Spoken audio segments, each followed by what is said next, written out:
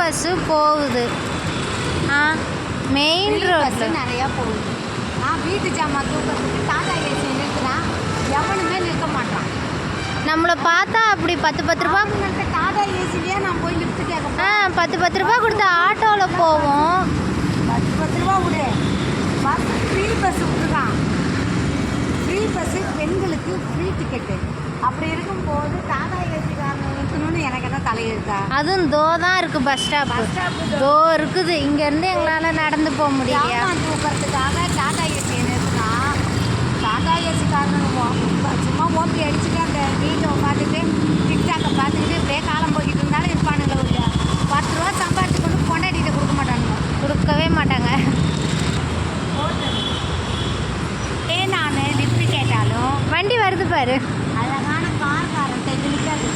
அழகான கார்காரன்ட்ட கேட்பேன், அழகான பைக்காரன்ட்ட கேட்பேன், அழகான வண்டியில் கேட்பேன். பின்னாடி லோடு இருக்க வண்டியெல்லாம் நிறுத்துறாங்க. மண்டை குழம்புது. லோடு இல்லாமல் போச்சு. அப்போல்லாம் வீடியோ எடுக்கல. இந்த வண்டி ஒரு வண்டி வருது.